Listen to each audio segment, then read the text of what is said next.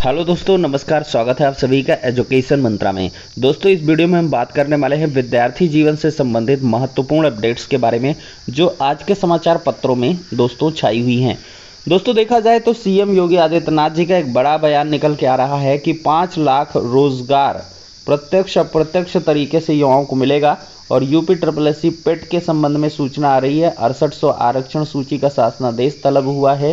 तदर्थों की सीटें जोड़कर नई भर्ती के विज्ञापन पर चर्चा करेंगे। और पीएम मोदी जी का बड़ा ऐलान है यूपी की युवाओं के लिए। तो सारी अपडेट्स पर एक साथ डिस्कशन करें, लेकिन इसके पहले एक छोटी सी इंफॉर्मेशन।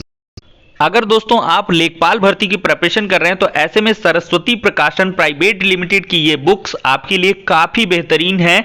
5 खंडों में प्रकाशित ये पहली पुस्तक है जिसमें विगत वर्ष के हल प्रश्न पत्रों को व्याख्या सहित उपलब्ध करवाया गया है।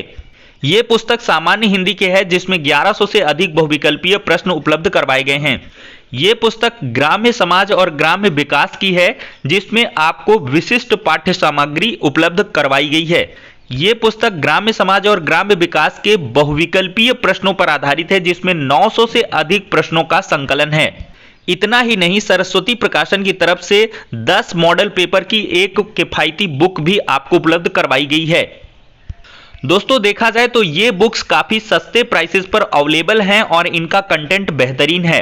लिंक डिस्क्रिप्शन बॉक्स में प्रोवाइड की गई है। दिए गए नंबर पर कांटेक्ट कर सकते हैं और साथ ही साथ ऑफलाइन के लिए किसी भी नजदीकी बुक स्टॉल पर जाकर यहां पर कांटेक्ट कर सकते हैं और बुक्स को परचेज कर सकते हैं। दोस्तों, कल की डेट में देखा जाए तो सीएम पीएम एक साथ दिखे थे और कुछ बड़े वादे यहां से देखने के लिए मिले हैं। यूपी के युवाओं के लिए सीएम योगी आदित्यनाथ जी के जहां बड़े बड़े बयान निकल के आए, वहीं पर पीएम मोदी जी ने भी ऐलान कर दिया यूपी के युवाओं के लिए। तो आखिरकार क्या कुछ है, अपडेट देखते हैं।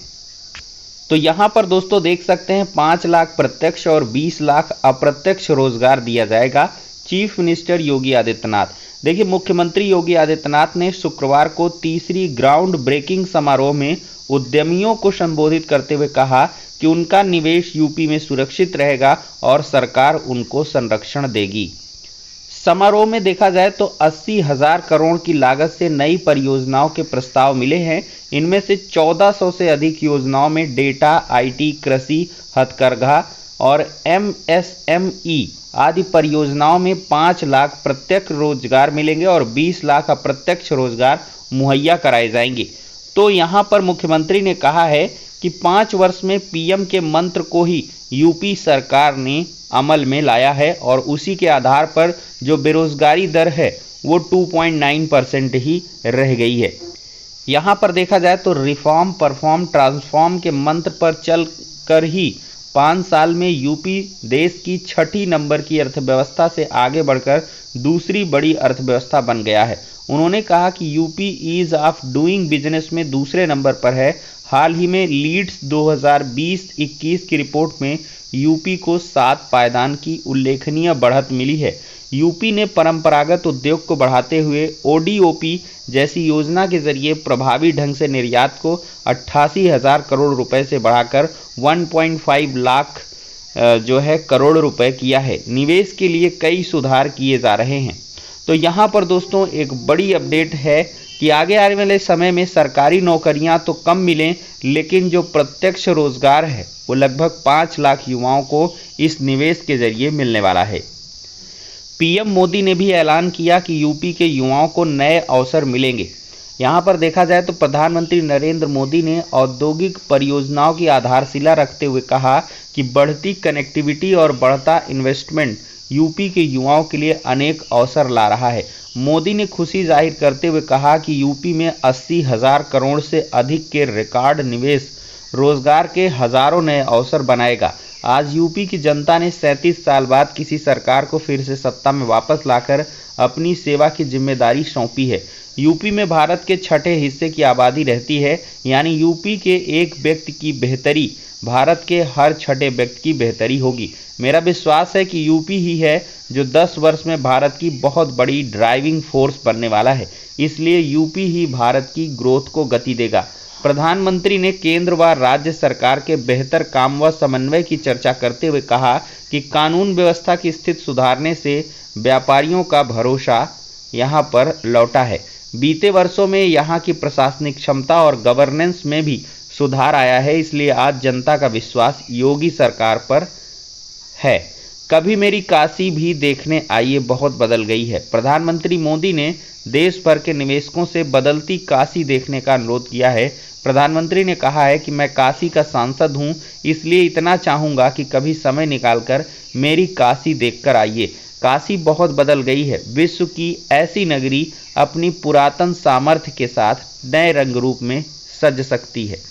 तो यहाँ पर दोस्तों देखा जाए तो पावर ग्रिड कारपोरेशन सबसे ज़्यादा निवेश करेगा और ANS डेवलपर भी 3 प्रोजेक्ट की कर रहा है यहाँ पर तैयारी।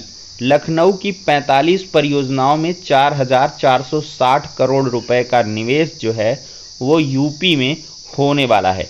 तो देखेंगे तो पावर ग्रिड कारपोरेशन 975 करोड़ का निवेश करेगा और ANS डेवलपर्स 405 करोड़ का, और यहाँ पर ANS developers 400 crore, ANS developers का 325 करोड़, एरोलॉय टेक्नोलॉजी का 320 करोड़।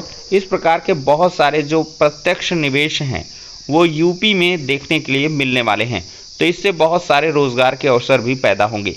दोस्तों देखा जाए तो चिकित्सा अधिकारी के 256 पदों पर भर्ती के लिए इंटरव्यू 8 तारीख से होने वाला है और साथ ही साथ सिविल सेवा प्रारंभिक परीक्षा कल होने वाली है और 6 IAS करेंगे निगरानी, यानी कि UPSC की सिविल सेवा परीक्षा प्रारंभिक परीक्षा 2022 रविवार को जिले के 102 केंद्रों में आयोजित होगी।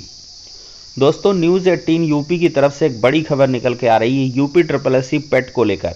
देखा जाए तो उत्तर प्रदेश अधीनस्थ सेवा चयन आयोग यानी कि यूपी SSSC की प्रारंभिक अर्हता परीक्षा पेट 2022 के लिए आवेदन प्रक्रिया इसी महीने में शुरू होने की संभावना है। आवेदन प्रक्रिया पूरी होने के बाद सितंबर में यूपी SSSC पेट 2022 का आयोजन किया जाएगा। यूपी SSSC के परीक्षा कैलेंडर के मुताबिक PT 22 का आयोजन 18 सितंबर को होगा और यूपी SSSC पेट के लिए जल्द ही आवेदन की प्रक्रिया शुरू हो सकती है, इसलिए उम्मीदवारों को आवश्यक दस्तावेज तैयार रखना चाहिए।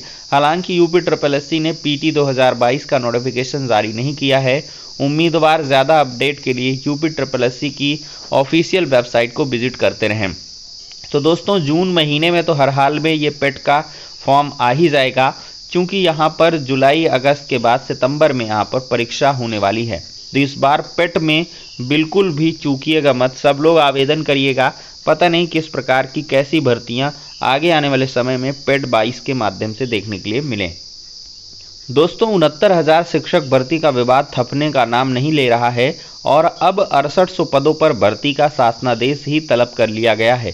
69,000 शिक्षक भर्ती के मामले में यह आदेश दिया गया है, वरना 6 जुलाई को मुख्य और प्रमुख सचिव को पेश करने के भी निर्देश यहां पर न्यायमूर्ति राजीव जोशी ने प्रतीक मिश्रा की याचिका पर सुनवाई करते हुए दे दिया है। देखा जाए दोस्तों तो याची के अधिवक्ता अग्निहोत्री कुमार त्रिपाठी का कहना है कि शासन ने 69,000 सहायक अध्यापकों की भर्ती में 6800 अतिरिक्त सहायक अध्यापकों की सूची जारी कर नियुक्ति करने का निर्णय लिया है। 16 मई 20 को शासनादेश ने 69,000 अध्यापकों के लिए भर्ती का विज्ञापन जारी किया। उसके बाद सचिव परिषद ने 3 चरणों की काउंसलिंग से 69,000 अध्यापक भर्ती पूर्ण की। बाद में शासन ने यह संज्ञान में लाया कि 6800 पदों पर गलती हो गई तो आरक्षित वर्ग के अभ्यर्थियों का चयन कर लिया गया। इसके बाद शासन ने यह निर्णय लिया कि जिनका चयन गलत हो गया है उन्हें बाहर नहीं निकाला जाएगा, बल्कि खाली पड़े 6800 पदों पर आरक्षित उम्मीदवारों का चयन कर लिया जाए। इसी के तहत शासन ने 5 जनवरी 22 का जो आरक्षित वर्ग का शासनादेश है वो जारी कर सूची भी जारी की, लेकिन 5 जनवरी को उस शासनादेश को सार्वजनिक नहीं किया। इस पर हाई कोर्ट ने 19 अप्रैल 2022 को सरकार को 5 जनवरी के शासनादेश को पेश करने का निर्देश दिया था, लेकिन कोर्ट के आदेश का अनुपालन नहीं हुआ। इस पर कोर्ट ने अगली सुनवाई पर शासनादेश पेश करने का निर्देश देते हुए कहा है कि ऐसा न करने पर मुख्य सचिव व प्रमुख सचिव बेसिक शिक्षा सहित सभी प्रतिपक्षी 6 जुलाई को उपस्थित हों। तो ये दोस्तों मामला बढ़ता जा रहा है और कोर्ट का कहना है कि आप 6800 आरक्षण सूची को 69,000 के इतर नहीं निकाल सकते हो, और सरकार का कहना है कि हम इसी का पार्ट मानकर चल रहे हैं, तो भाई ये 6800 पद आए कहाँ से? यही सबसे बड़ा विवाद का मुद्दा है और इसको लेकर जो यूआर के कैंडिडेट्स हैं वो लगातार इसका विरोध कर रहे हैं और उनका कहना है कि अगर 6800 अतिरिक्त पदों पर सूची निकाली जा रही है तो 3400 पदों पर यूआर के अभ्यर्थियों को भी मौका मिलना चाहिए। अब दोस्तों देखते हैं यहाँ पर क्या कुछ विवाद यहाँ पर सॉल्यूशन निकलेगा या नहीं निकलेगा, ये तो जुलाई का महीना ही तय करेगा। अब बात करते हैं दोस्तों टीजीटी पीजीटी तदर्थ शिक्षकों के रिक्त पदों पर तत्काल जारी हो अधियाचन। तो प्रदेश के सहायता प्राप्त माध्यमिक विद्यालयों में प्रबंधकों द्वारा अवैधानिक तरीके से रखे गए तदर्थ शिक्षकों की सुप्रीम कोर्ट द्वारा सेवाएं समाप्त करने के आदेश की उत्तर प्रदेश की योगी सरकार द्वारा अवहेलना का आरोप लगाते हुए युवा मंच ने कहा है कि तदर्थ शिक्षकों के मामले में सुप्रीम कोर्ट के पारित आदेश की अवहेलना करने पर गहरी नाराजगी जताई और उन्होंने तत्काल तदर्थ के पदों पर अधियाचन जारी करने की मांग की है। अनिल सिंह ने बताया कि रविवार को सलोरी में छात्रों से प्रदेश में बेरोजगारी के मुद्दे पर शुरू हो रहे संवाद में प्राथमिक विद्यालयों व माध्यमिक विद्यालयों में भी सभी रिक्त पदों पर भरने के मुद्दे को मजबूती से